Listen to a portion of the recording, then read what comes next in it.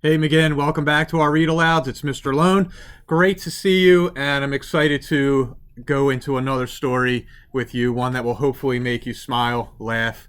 It is the week of respect, so we're trying to connect some of our books this week to respecting others, showing kindness, giving help, making others feel really good.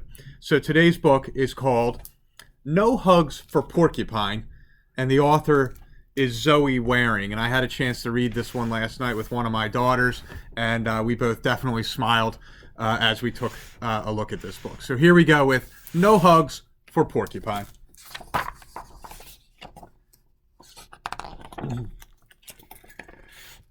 Poor Porcupine couldn't be hugged.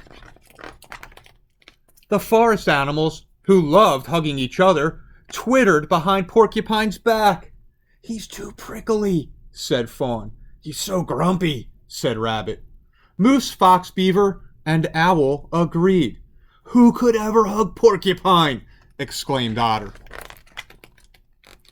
"I don't need a hug from any of you," Porcupine shouted into the echoing forest. But he wanted one. It was no hugs that made Porcupine grumpy. He craved a cuddle. He needed a nuzzle and searched for a snuggle. Dusk crept over the forest. All the animals said their goodnights, giving each other warm bedtime hugs before they returned to their burrows, nests, and logs. All but Porcupine. He sulked off to his corner of the forest and settled on his rock. Giving his quills a quick shake, he tried to wrap his little arms around his body. "Ouch!" he cried.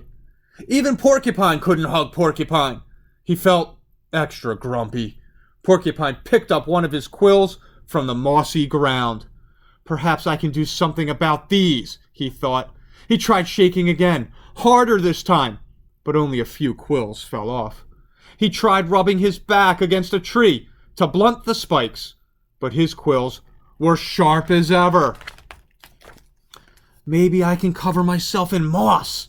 Porcupine gathered the softest moss he could find. He lumbered over to the brook and peered at his reflection.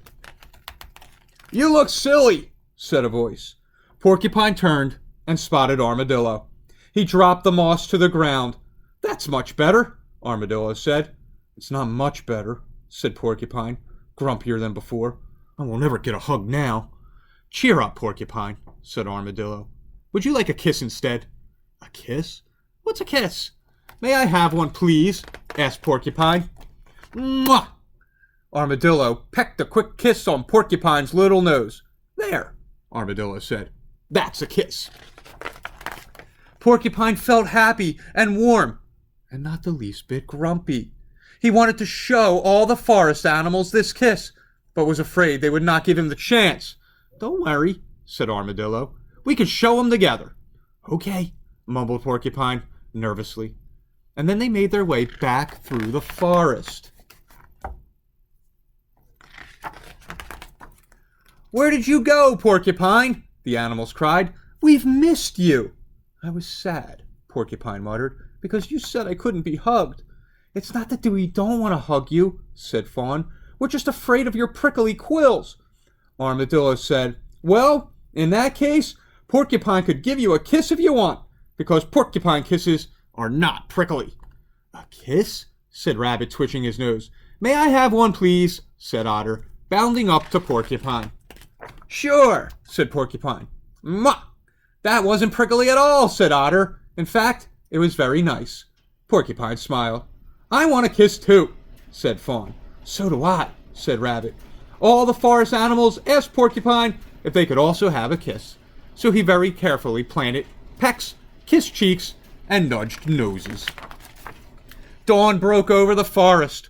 All the animals said their good mornings, giving each other quick, sweet kisses after rising from their burrows, nests, and logs. All but poor Owl.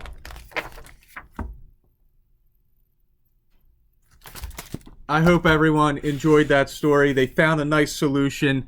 Everybody's happy. Everybody showed one another some kindness and some respect. And again, I hope you enjoy your day tomorrow. I'll be back with another read aloud on Thursday. You have an awesome night.